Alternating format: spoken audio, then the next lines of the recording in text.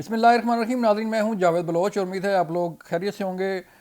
تحریک انصاف کے ساتھ مذاکرات کا معاملہ ہے اور تحریک انصاف جو ہے وہ تیار ہو گئی مذاکرات کے لیے.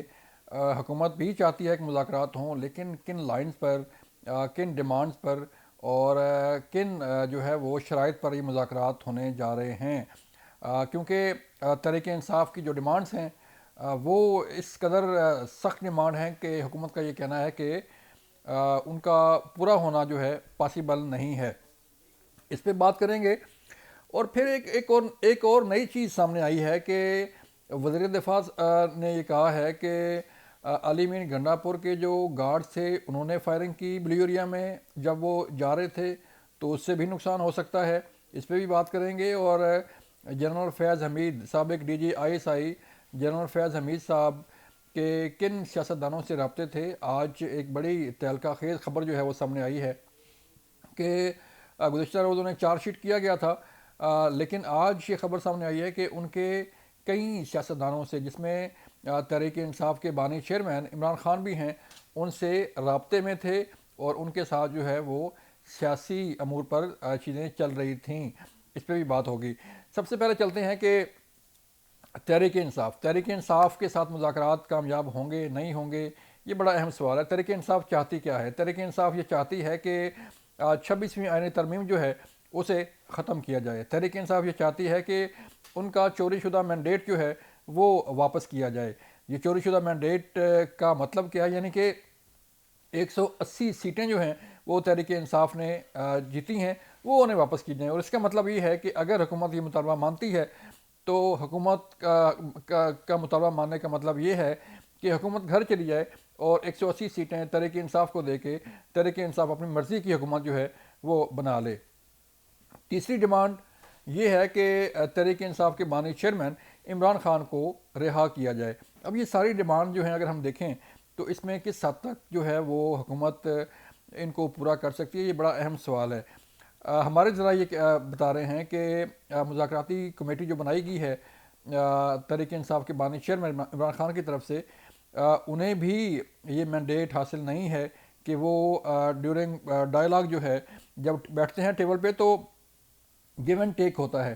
جب مذاکراتی کمیٹی بیٹھتی ہے تو بات چیت ہوتی ہے کہ اس صورتحال سے نکلنے کا حل کیا ہے. لیکن تحریک انصاف کی طرف سے جو کمیٹی بنی ہوئی ہے اس کے پاس مینڈیٹ نام کی چیز نہیں ہے کہ وہ کوئی فیصلہ کر پائے یا کوئی ایسی ڈیمانڈ جو ہے اس سے پیچھے ہٹ پائے. کیونکہ جب تک جو ہے سیز فائر نہیں ہوتا، جب تک جو ہے وہ ایک دوسرے کے پر جو ہے وہ ٹرسٹ نہیں ہوتا، اعتماد سازی نہیں ہوتی، اس وقت تک بات چیت آگے نہیں بڑھ سکتی. اب اس کے ساتھ ساتھ اس سے لگ یہ رہا ہے کہ یہ مذاکرات شروع ہونے سے پہلے ہی ناکام ہو جائیں گے. دوسری بات یہ ہے کہ تحریک انصاف کے بانی چیئرمین عمران خان سے متعلق جو چیزیں چل رہی ہیں کہ ایک تو ان کا جنرل فیض سے تعلق واسطہ وہ بھی اسٹیبلش ہو رہا ہے، اور وہ کس طرح رابطے میں تھے، کس طرح ان کے ساتھ جو ہے وہ سیاسی امور پر چیزیں چل رہی تھیں، اور کس طرح جو ہے ثانیہ 9 مئی میں اور پھر نومبر 2022 نومبر کے مہینے میں جب آرمی چیف کی تعیناتی تھی اس وقت کی کیا صورتحال تھی. جب لانگ مارچ لے کے تحریک انصاف پنڈی پہنچی تھی اس وقت کیا صورتحال تھی، اور اس کے بعد صورتحال جو ہے وہ کیا بنتی ہوئی نظر آئی کہ جنرل فیض سے متعلق یہ کہا جا رہا ہے کہ ان کے عمران خان سمیت 50 سیاستدانوں کے ساتھ رابطے میں تھے جن میں سے بیشتر کا تعلق جو ہے وہ تحریک انصاف کے ساتھ تھا. اب یہ سیاستدان کون کون سے ہیں، ان کے ساتھ کیا رابطے تھے، کن رابطوں پر جو ہے وہ بات چیت ہو رہی تھی اور کن رابطوں پر جو ہے وہ آگے چیزیں چل رہی تھیں. کیونکہ جو چارج شیٹ کیا گیا ہے جنرل فیض حمید صاحب کو، اس میں وہ ساری چیزیں جو ہے وہ لکھ کے دی جاتی ہیں. چارج فریم جب کیا جاتا ہے تو وہ ساری چیزیں انہیں بتائی جاتی ہیں کہ آپ پر یہ الزامات ہیں. اب جو سیکنڈ پورشن ہے اس کی تحقیقات ہو رہی ہیں. ایک تو چارج شیٹ ہو گیا اس کورٹ مارشل کا، اور جو دوسرا سیکنڈ پارٹ ہے وہ ثانیہ 9 مئی اور اس سے جڑے ہوئے واقعات کی اور جو سیاستدانوں کے ساتھ تعلق واسطے کی تحقیقات ہیں جس میں انہیں شامل تفتیش کیا گیا ہے. اب جب یہ انکوائری آگے بڑھے گی یا جب یہ معاملات آگے بڑھیں گے تو ڈیفینیٹلی تحریک انصاف کے بانی چیئرمین عمران خان کا بھی نام سامنے آ سکتا ہے، اور اس کے ساتھ ساتھ جو باقی سیاستدان ہیں ان کے نام بھی سامنے آ سکتے ہیں۔ تو اس میں صورتحال کہاں پہ ہوگی، کیا صورتحال بنے گی، یہ تو آئندہ آنے والے کچھ دنوں میں جو ہے وہ چیزیں سامنے آ جائیں گی۔ لیکن کہا یہ جا رہا ہے کہ جو ملٹری کورٹ کا ٹرائل ہے، جو کورٹ مارشل کی کارروائی ہے، اب جب یہ ٹرائل شروع ہونے جا رہا ہے تو وہ ود ان منتھ اور ٹو جو ہے اس کا کوئی نہ کوئی فیصلہ سامنے آ سکتا ہے۔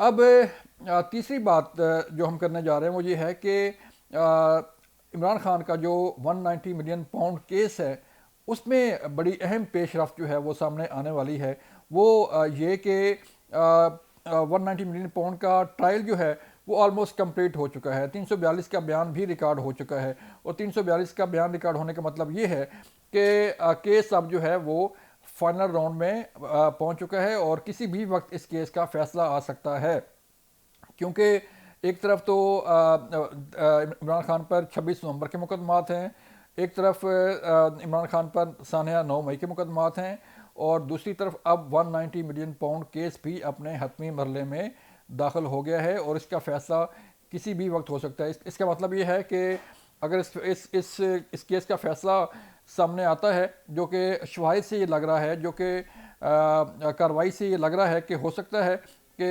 190 ملین پاؤنڈ کیس میں بھی عمران خان کو سزا ہو جائے، تو پھر صورتحال کیا بنے گی۔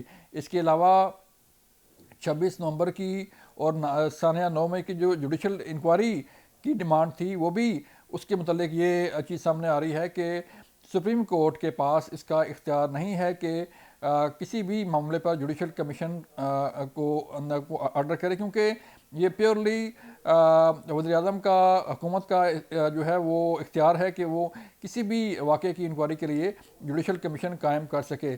لیکن اگر یہ جوڈیشل کمیشن قائم ہوتا ہے تو اس کی ٹرم اینڈ کنڈیشن کیا ہوں گی، کیونکہ جوڈیشل کمیشن کا کام صرف جو ہے ذمہ داری کا تعین کرنا ہوتا ہے کہ یہ واقعہ ہوا تھا، اس میں کون کون کیا کیا واقعات ہوئے تھے، اور اس میں کون کون جو ہے کس پر ذمہ داری عائد ہوتی ہے، یہ ہوتا ہے جوڈیشل کمیشن کا کام۔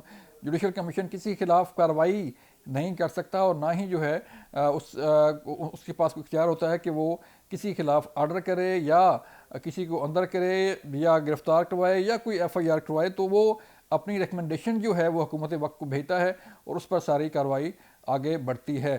یہ تھی آج کی صورتحال، اپنا خیال رکھیے گا، اللہ حافظ۔